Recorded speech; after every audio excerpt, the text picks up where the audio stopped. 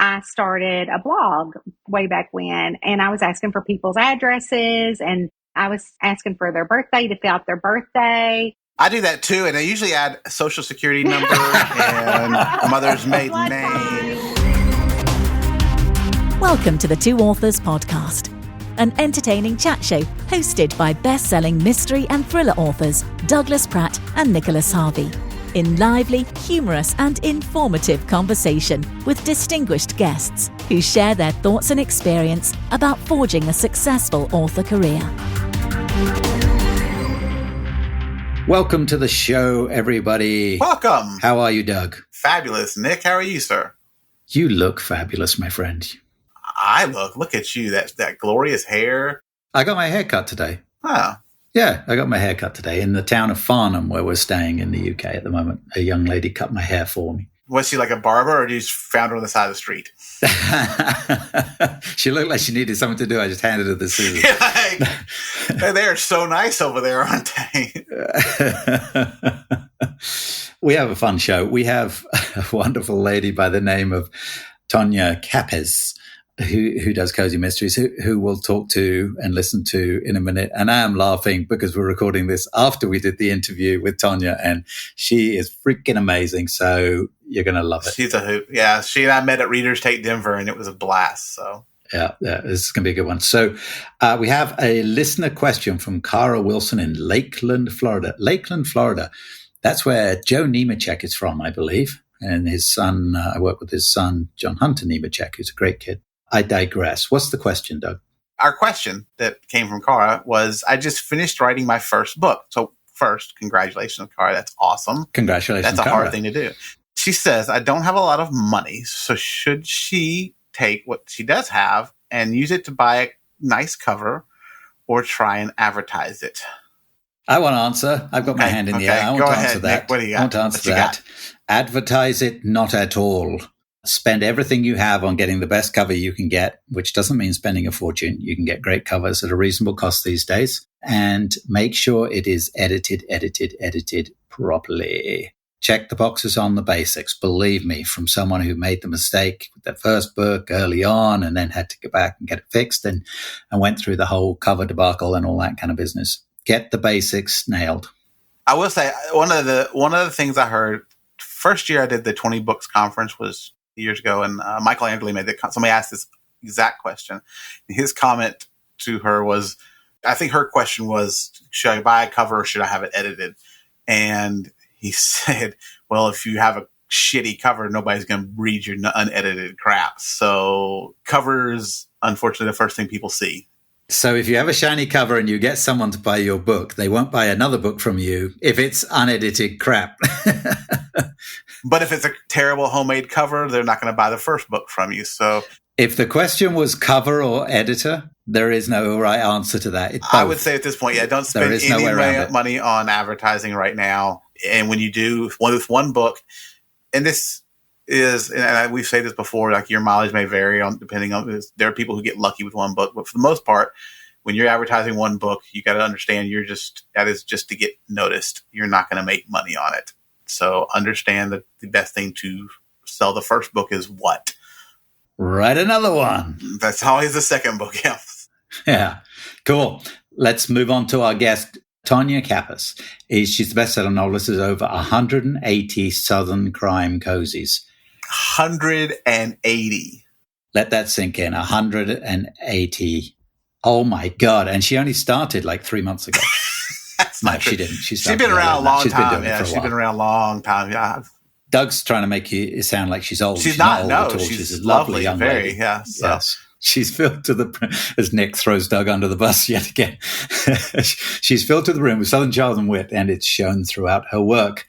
I'm reading that you did a very nice job writing this intro, by the way, Doug. Let me tell you that. Yeah.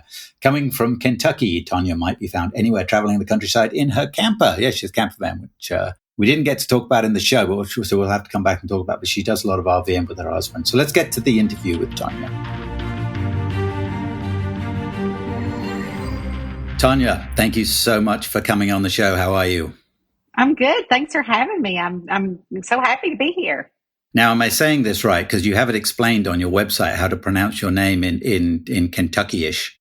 Yeah, Tonya, and it's Kappes. So I always say cat piss, or I don't know if you're allowed to say that in your podcast, but You can Kappes. say anything you want on this podcast. We have zero standards. So Our listener is pretty tough skinned, so we're good. So Tonya, tell us a quick bit about yourself and how you got started in writing. Oh my God, we just don't have enough time for that, Nick. I got started. I was not supposed to be a writer. I have a report card when I was in elementary school that I carry around and give speeches that said if Tonya would just have turned in one of the 3 required book reports, she would have passed English. Which English in Kentucky is. But anyways, and so I would say when I grew up, if it wasn't an invitation to a party, I wasn't going to read it. And if it was an invitation to a party, I wasn't going to write it. And so I didn't. And I grew up and went to college and became a teacher. And then my life happens. I got divorced in my 30s. I had a son by that marriage, and he would go see his dad, and I would be like laying in bed, like, oh my gosh, what am I going to do with myself when he would go, every other weekend. And I thought, after I went to the doctor and begged for drugs, give me drugs, I need some drugs. And she said, no, you need a hobby. And I'm like, oh my God, what kind of drugs. place is You need this? a hobby. Yeah, I know, I want drugs. So what did I do is I went back to college and got another degree in family therapy because I'm like, Lord, she's not going to give me drugs. Look at my own drugs. And so I met a group of young girls. I was, again, in my 30s. I met a group of young girls. They're like, oh, join our book club. I'm like, I hate reading. And they're like, oh, we have wine and chocolate. I'm like, what time did you say that book club was? And so I ended up having book club with them, and I didn't read the book for like 6 months. And so finally I read the book, and I didn't realize how books help you escape. I mean, I was involved in this book for 6 hours while my son was gone. And next thing I know, they're knocking at the door. He's home. And I'm like, oh my gosh, what was I just doing? Where did the time go?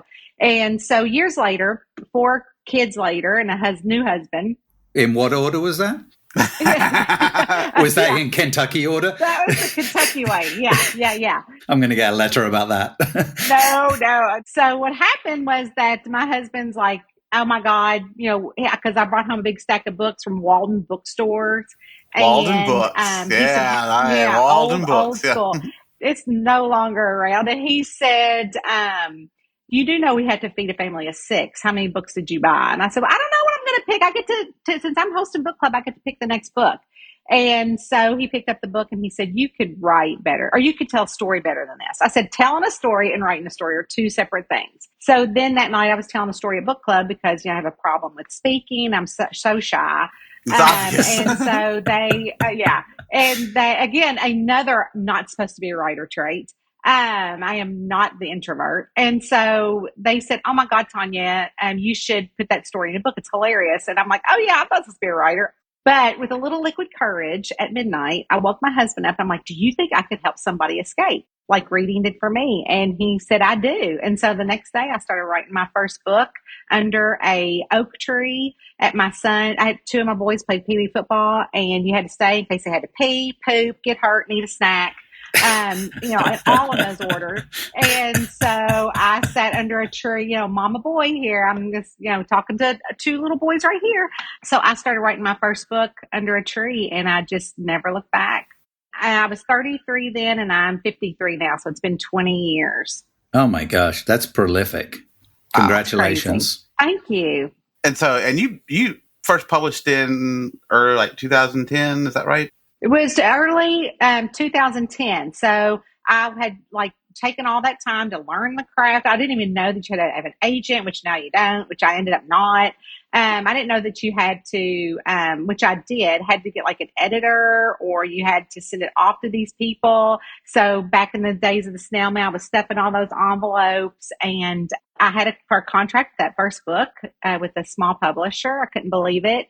And then we kind of didn't see eye to eye. Again, people say, oh, you can't write like that, the way you talk. I'm like, okay, well, I'm not changing the way I talk. And I feel like I can tell a good story. So I never fit into that traditional box, ever, never, from the beginning. So I had gone to a very, very famous writers group, and they had local chapter. And I said my husband had said, oh, have you ever heard about self-publishing? This is back in 2010, because he had a Sony e-reader. and he doesn't read. So somebody had given him a Sony e-reader. I'm like, who would give him a Sony e-reader? That's like the worst, crappiest gift you could give him.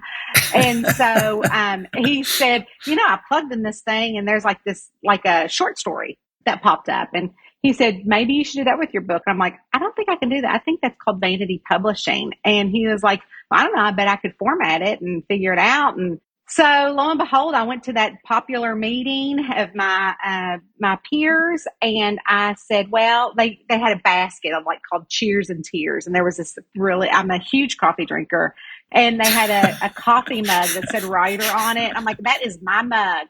I gotta say, I'm a little shocked at the speed at which you're going that you possibly drink coffee. You're mainlining caffeine. Oh my gosh, yeah. Oh my gosh. I'm just a fast talker anyway. So what happened was that I said, I have a cheer and a tear. And I said, my tear is that the publisher is no longer going to publish my book. We parted ways, but the cheers, I'm going to self-publish it. And they came over, grabbed the basket, and took the mug from me and told me I was not welcome. Oh my gosh. I drove over to the White Castle, which is a local White Castle. No, you didn't just say White Castle. I'm English and I even know White Castle. I drove to the White Castle, got me 2 sliders and a large coffee, and I was pissed for about 10 minutes. And I said, what was that? Did y'all see that thing on our video? You just had little balloons, like congratulations. They're balloons. like, oh, you survived White Castle, so boom. Yes, you did. No, it wasn't that. They loved it. It was cheering me on, those White Castle. I still love a good slider. And so I said, oh my God, I called my husband. I go, we're going to self-publish this thing. And I never have looked back. And so we did it. We got a graphics artist to make the cover. He figured out how to format it. And then went up and whatever. But then along came Amazon, right? And they said, we're going to come out with this thing called Kindle. And so we're like, okay, how do we format it on that? And there was no vellum at the time that you could use to format. So we're figuring, so he's figuring that out. All in Word, probably, wasn't it? Because that was, back in those days, it was horrible. All the HTML. Awful. You'd publish it and you'd have the people who didn't publish back then have no idea. No, it would have big white spaces, and then the words would be this far apart. V would be V, H, They didn't have a preview on Kindle at KDP at the time, so you couldn't look at it. You actually had to publish it, wait for it to go live, go into the book and look at it and see why it was not working, and then go back and try to figure it out. It was a nightmare. So we published on Kindle, and there was no KU at the time either. And so one of my other kids had a baseball game. My parents had come up from about 2 hours away. And I was trying to explain to them what we were doing. They're like, you're doing what on a book? And you're not having a book, but it's going to be a what? And I'm trying to explain to them. And, we're just country people. And so they're just looking at me like I'm crazy. And what happened was that I had a BlackBerry at the time, and I kept refreshing that because you could see in real time when people would buy your book. You could say, "Oh, I just bought your book," and I'd click on and say, "No, you didn't. It didn't move up." Now, of course, it doesn't happen that way, but back then it did, and so I could tell when people were lying, and I'm like, "You are on my list, and that is not a good list to be on." And so what happened was that I'm sitting there talking to I got an email from this guy, and he said, oh, my wife loved your book. Maybe I can help you sell a couple copies. And I'm like, oh, that's so kind of you. Thank you so much. Not even thinking about who this guy was. And so I'm sitting at the baseball game, back to that, and I'm showing my dad, my mom, see, you can refresh it and you can see how many books you could sell. And then all of a sudden it moved up to 500 books. And then it went up to 3,000 books. And then it went up to 4,000 books, instantly. And I thought, oh my God, we have broken this Amazon thing. They're going to kick us off. Oh my God, I got to leave. And my husband's like, what? I go, I got to go with you. I've done something wrong with this file. And I run back to the house and I pull up the because we didn't have a laptop. I had the desktop, and it's so I'm connecting to the internet. And it had gone up to maybe by that time 7,000 copies. Oh my gosh. By the time I got home, which was literally 3 blocks from my house. So I'm thinking, what has happened? It looked fine. So I emailed that guy back and I said, I don't know who you are, but I have sold a lot of copies. Can you? And he said, oh, I just started this little newsletter I saw where the ebooks were going. So I started up this new little newsletter called E-Reader News Oh, Today. wow. Oh, my gosh. I put you in our newsletter. And if you just want to help me spread the word about it, that'd be great. 30,000 copies later. And he and I became I tight bet. for Yeah. like the next, 8 years. And he would always feature, every once in a while they'll throw a bone, but, would always feature something of mine, and I would promote his back in those early days. You scratch mine if you're going to help with self-publishing. And then finally, like around 2014, I believe, HarperCollins came calling, and they're like, hey, we love this Southern Ghostly Mystery series. I've never published a self-published author before or bought anything from their backlist, but we would love to purchase the series. And I said, well, you're going to give me 50-50. At this point, I had a little, Right. Yeah, you got a little power clout. behind me. Yeah. And I said, I want 50-50 royalties. I want to be paid monthly, and I want all cover control, and I want to own my characters and help with marketing. And they're like, yeah, done. Great. And wow. It was great. I still get a monthly check from them, which is awesome. And I went with them for 6 books. And then finally I thought, this isn't something I can't do for myself at this point. They were great. They sent me all around to all their Kiss Cons, and it was fun, but there was really nothing at that point. Traditional authors. I mean, I was on the end caps, but it's just really, even still to this day, I've been with 2 other publishers that have been fine. Random House Penguin and another small press that is no longer around. And they've never really, and Crooked Lane. And so they've never really done anything for me. But I always like dipping that toe back in. Maybe that toe, just to see. I think it's a justification. I think sometimes this to prove that we actually can do it, to have that traditional published thing. Yeah, it's not for me. For me, it's who else can I reach? Where can I reach the next reader? And it's not about all the money. I was just talking with a girlfriend today. She's like, oh, my sales are down. I'm like, well, but your reader, like, what are you doing with your readers? Cause I'm really in community with my readers. I am in community with them, and I'm in there daily. Can we talk about that for a second? Because I want to jump back. One of the things, you have a huge following and some great reader engagement. I'm in one of your groups. And I have a Patreon that's very active. Right. As well. And so what all do you do to keep that reader engagement? I know, like, you've done the signings, like we met at Readers Take Denver, and I don't do very many of those. I really don't. So I have a very, very active Patreon account, and thousands of readers there, and the tiers are between $1 and $50. And so really the $1 tiers is because we give back at least 10% of each month's proceeds to a charity, and they get to pick it. So if they're there for the $1, plus we do Zooms, and they can come to the Zooms for $1. But I started that during the pandemic 4 years ago. And so we're still very active. Also, since 2010, I started a blog way back when, and I was asking for people's addresses, and I was asking for their birthday to fill out their birthday. I do that too, and I usually add a social security number and mother's maiden name and what's your first pet, that kind of thing. And I didn't get as many responses as I thought I was going to, but darn. Some people might do that though. But and I send out probably between 3,000 to 4,000 birthday cards still a month, and I handwrite them and send them out. And it takes me a while, but it's something that I do. I've been doing forever. Also, I carry around a little black book, like you guys probably had when y'all were in college or still in college, whatever. And so, but it has all their Mine was empty though. And like when I was, no, it was not. You scored a beautiful one. I did, yes. And we were dating in college, so I can't.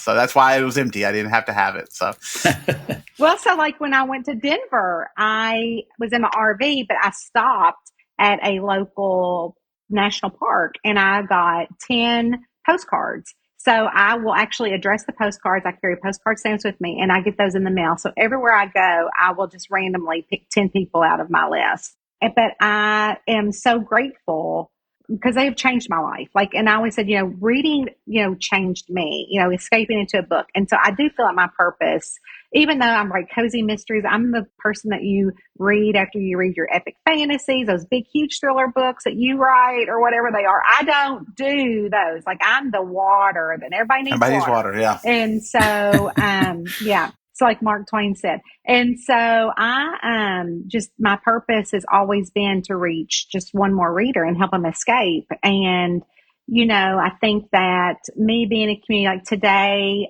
I meet them where they're at. If some people say, oh, that didn't resonate with me, I'm like, that's okay. I'm just not for you right now. I'm not in your season. And you just, move on, because in my mind, then I've got somebody that's coming that's better, or something better that's coming. And so every Tuesday I go live with my readers on 2 different platforms and answer a reader question. So they send in reader questions and I answer those. And it's not me like sitting here right now with you guys. Like sometimes I'm doing the dishes. Sometimes I'm on my pedal boat. And, they love it when I go live in the camper. And it's just me. I get my work done in the morning, which is the main thing, is the writing. And then the rest of the time I just want to spend with them. I don't worry with all that other little silly stuff. And so just being in community has really been my main focus. One thing that's always sort of interesting when we talk amongst authors about this is, when do you start that? Because when you've got a following, 500 people on Facebook, let's say, when do you start like a closed Facebook group? Because now you have to interact with your main page and you've got to interact with this group, and you've got to be very interactive with this group and chatting and stuff like that. I feel like there's a crossover point where that becomes really worthwhile, and you don't want to start it too late. You want to nurture it and figure out how to do it early enough, but it can be a real time hog for not much reward early on, but down the road you don't want to start it too late. Do you have any sort of insight on that? Well, I don't have a Facebook group. I do not. You do through Patreon. So, that's through Patreon, but I've only had my Facebook author page, because I'm like, you know what? It can all be done here. Why spread myself thin? I don't need that. You just need the one thing. They're going to come. What would I do differently on a group that I wouldn't do on a page? Nothing. And if you want the special content, then you're going to come to the Patreon, which I started 4 years ago, that I was given on the page. And for Cozy Mystery, it's character posts. They love my cat. She has her own newsletter article in my newsletters, and people say the only reason why I open up your newsletter every week, because I send out 2 newsletters a week, is to read the cat, to read Rowena's post. And so I don't prescribe to what people think you should be doing. I do what I feel best for myself. I don't do a lot of author groups or author classes where people can teach that kind of stuff. I just be who I am. I think that's more authentic. I started the Patreon again because it was during the pandemic. People were craving community. And so I thought, well, this is a good time, because we were trying to figure out who can we give to, who can we donate to. And I said, oh, well, let's just start this Patreon, and all your money will go, for $1 to our group, and you can decide. And it just grew and grew and grew. And I started with 7, and that was 4 years ago. And now I have a few thousand on there. And so it's a really true special content and true fandom that's over there.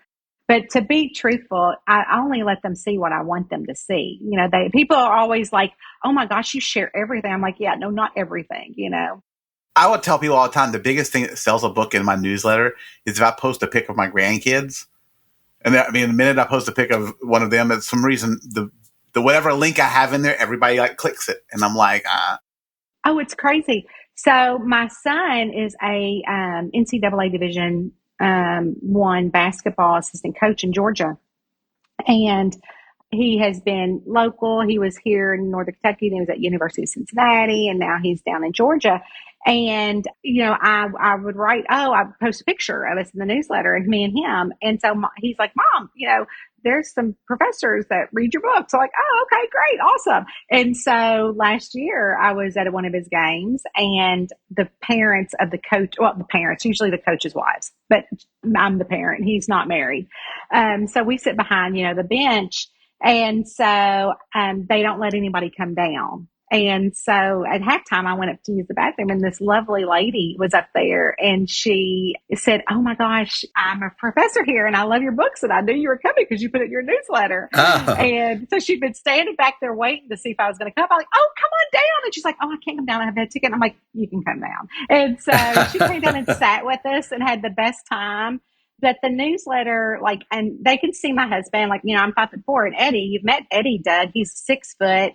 So I'll hear people say, "Oh my gosh, there's Eddie." So if we go to like a where we went in February, I can hear them see him first. And they go straight toward him, and they go straight because they know I'm around there somewhere. So they can see him and they can probably hear you. Is that right? Because that's yeah, because he is so quiet. And one time we had a reader that waited by the elevator because she saw him go up in that elevator, and she said, they got to come down at some point. And so I'm like, "Oh, come to our room." And Eddie's like, "I just let her in the room. I didn't care. I don't have nothing to hide." These people are stalking you. You've just listed someone stalking you at a bathroom, stalking you by a lift. No, they're very, very nice. They're very kind. Yeah, most stalkers start that way. That's okay. We're good with it. And they're both going to listen to this. So, because I will be promoting it. Yeah. And so, hi, stalkers. Hi, Tonya, yes. Stalkers. We love you too. But I love them.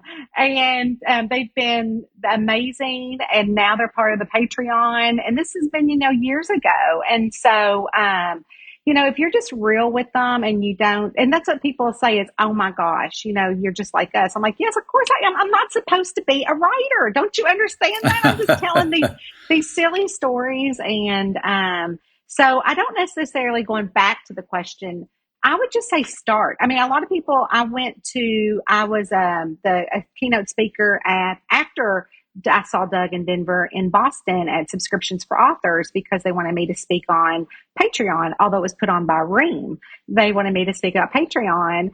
I just say, just start. You just have to start. You can't just say, "Oh, I'm going to have 5 or 10 people or 100 people or 1,000 people." Like, I just started, and it started with 7. And so we made that community over there. But as far as a Facebook group, I don't know the purpose of it for myself, because I would be double posting, and that just takes a lot of energy. And I just don't have that energy to do. I think the main reason people do it, and I don't have one yet, but I know Doug has started one. But I'm very, very bad about posting to it. Yeah, he doesn't do anything in it. But that's probably why it's not working out that great for him. We have another question real quick. That's one we ask everyone, but we're kind of curious what you think your author superpower is. Oh, definitely being personable. My husband would say, it amazes me how you can get on a Zoom and you can remember something about the thousands of people on your Zoom call. Like, I can say, "Oh my gosh, I'm so sorry. How are you doing since this happened?" Or, "Oh my gosh, I heard about your grand sugar. You just had a grand sugar and a grandbaby." It's so personal on there, and I do genuinely care. And we start each Zoom call. It takes hours, and I'll say, "Okay, how are you doing? What's going on, Nick?" And we'll go on to Doug, and then we would go on down the line, and everybody will say, "Doing good, but I've got to have surgery," or, "This happened," or whatever. And we do it with everybody gets their own equal time, and it takes a while. And so people would come in and come out. How often do you do one of those? Once a month.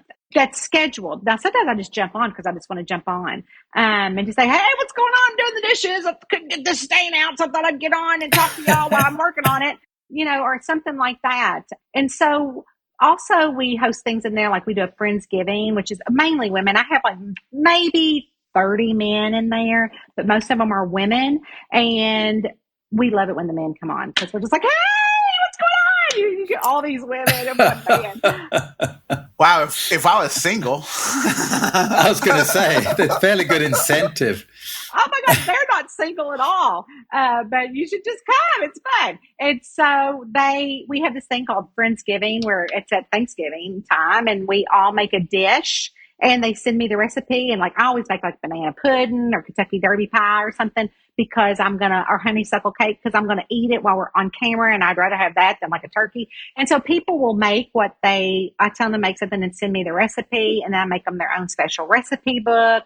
We do a Christmas exchange of socks, and I have people from all over the world, and I always try to make it about 5 or 6 o'clock so my friends, overseas can be there by 10 or 11 or midnight their time. We try to, we do a sock exchange between all of us, which is hilarious. And I make sure that they write sock exchange on whoever gets my name, because you get all those presents at Christmas time. Then we don't open them until we get on the Zoom call. So I open them and go, "Oh my God, Doug, look at how cute these socks are. Thank you so much." And they're talking to each other. And so I think my superpower is just trying to bring people together. I feel like I want to go hang out in her Zoom sometime. Just kind of listen. I mean, first of all, it's a lot. She's so infectious. It'd be kind of just fun to listen to her. So. No. Yeah. So, but it's really fun.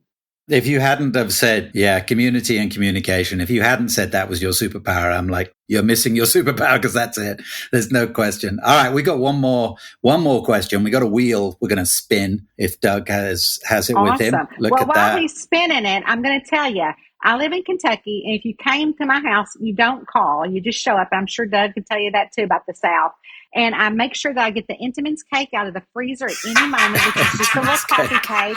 I've got sweet tea that is on the ready. I've got coffee made. So I feel like when people come to my house, they're going to get a good Southern hospitality. And I look at my place on Facebook, my place on Instagram, my place on YouTube, my place on Pinterest, my website, all those places, Patreon as my home. And if you're coming to see me, you're going to get treated like you're coming to see me. Yeah, this 35-minute thing ain't good for me. I like to talk a few hours. Yeah. We over-questioned our list. We will know next time. We don't need to come in with 2 or 3. Doug warned me you'd be lively. I said, she's going to be lively. I said, I could probably ask one question and we'd just be done because I knew after talking to you how much fun. I was hoping that you guys would have like your internet would have crapped out because it would just been the whole time show. Well, don't worry. I think it was anyway. It was brilliant. Brilliant. It's much better. People are far more entertained by you than us. Doug, spin that wheel. We do it for the sound effects. That's what I tell everybody. My question for you is, so you travel, what's your favorite city? Oh, gosh, my favorite city. Does it have to be a city? Can't be anywhere. Campground? Favorite place. I don't know. Yeah. So I have this favorite little campground. It's my go-to campground, and it is in a place called Stout, Ohio, and it's on the Ohio River. It's about 3 hours from me, and it's a quick. Like I like to go during the week because it's on the river. The sites are on the river, and the people are lovely. And they have then they have some people that come every weekend, so we've gotten to know them. And the campground is called Sandy Springs Campground. And Julie is my real life Mae West, which if you don't know who Mae West is, that's my sleuth in my very popular Camper and Criminals Cozy Mystery series. So I love going to Stoughton, Kentucky. It's also, I like going in the small town of Portsmouth, Ohio, because they've got a great coffee shop. All the local vendors are there, as well as really cute restaurants that are not those big, monster restaurants. They're all homegrown and it's just and it's the beginning of Appalachia. So there's a trail across so I can hike the Appalachia while I'm there. And I love it there. So it would be Stout, Ohio. This has been awesome. Thank you so much, Tonya. And literally we'll have to have you back on another time and we'll handle another 3 questions. Yeah, anytime. Just give me a little bit more time. Oh, what is it? I don't know about this. I got a time frame here. 40 minutes. I'm starting to sweat. I can't get it one story out in 40 minutes. Well, this was brilliant. Thank you so much for joining us. Thank you for having me. Thanks for asking me to come. Loved it.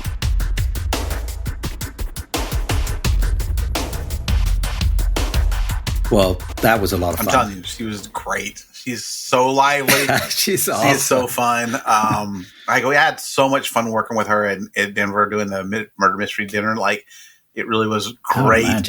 She is just, you saw her. She's just so out there. Building the community is she's been doing this for a while. She was in the golden years and really built her audience up. But she is doing everything to engage with her audience. Yes. And I think probably the challenge for a lot of the writers, as she said, her, most authors are introverts, and she does not have that restriction. So I think it's easy to throw out what she's doing and go, well, she's an extrovert, so she can do that. But as introverts, I think you can still do that. You just have to find a different angle of attack. Right. Like with Deanna, a couple of shows back, she has her pickles, and she built her branding all about pickles. Yeah, that. That's yeah. And Deanna's really personable too, and so that works for her. But take what she's done with her pickle branding and look at your books, pull something out of your books or a character out of your books and push that, get a theme, get something, whether it's a talking freaking cat or a spaceship or a, an alien or whatever it is in the genre. Or both. Put them all together. Build, you can have. Yeah, put them all together. Yeah. I think that's very big, and that's something that will help. And it's actually just, sometimes even it takes a lot of guts to like put my face on there, and I have yet to do it like on TikTok or any of these, live videos. But I think our readers, who are generally your super fans, they want to talk to you. They want to talk directly to you, and so kind of. Yeah, and you don't have to be a stage performer for them. No, she says she does it while she's washing her dishes. Don't be doing it in your underwear, Nick. Well, you say that to me, but there's some people out there, do it in your underwear. You'll get lots of views. That's right. But I won't. I'd get letters. But yeah, find a way of communicating. And if you're not sure out of your books what subject matter in your books is the thing that really gets people engaged, start posting stuff on your social media and see what gets engagement. You'll soon see what people start reacting to and people enjoy talking about and discussing. Yep. And then pretty soon you'll find what it is in your books that really brings your community together and build on that. Because the brilliant thing is, as off air, we talked a little bit with Tonya. She does Facebook ads, she does Amazon ads, she does stuff. But she has this massive newsletter list. She has almost 42,000 people on Facebook that follow her. So even when you take in the crappy percentage of people that see a post you put on your Facebook feed, which is between 5 and 8% or something, if you're lucky, yes. But if you've got 42,000 people, that's quite a few. So it is all about reaching those readers and reaching the people. So finding a way to do it. Yeah, she's inspiring. She's super cool. Awesome. That was a lot of fun. She'll be great. I kind of want to go hang out with her on a train. That would be fun. What a great idea. Brilliant. I got my little dive event. You got a dive event, yeah. And I thought I had it going on with that. That's pretty fun. It's going to be a lot of fun this year. And we're talking about doing a slightly bigger event, maybe overseas down the road. But maybe I had to kind of tag along with them. It's about time you showed up with one of these things. I like to dive. You're a diver. Yeah. And the best thing is you bring Ashley. Everybody wants Ashley. Yeah, everybody's like, oh. Well, everyone wants Cheryl, so no one would come to my dive event with Cheryl. I was going to say. No, that's it. So Cheryl goes and they're like, next there. It's all right. So, it's fair. All right. Well, thanks a lot for listening in, listener. Absolutely. We appreciate you. And we love you. Check out the show notes for links to our guests. We love you, those listeners, yes. So. And check out links to our guest information as well as our books, social media, new episodes every 2 weeks. Until next time, be cool to each other. Fair winds and following seas. You've been listening to the Two Authors podcast with Nicholas Harvey and Douglas Pratt. Subscribe on your favourite platform for alerts on new shows coming every 2 weeks.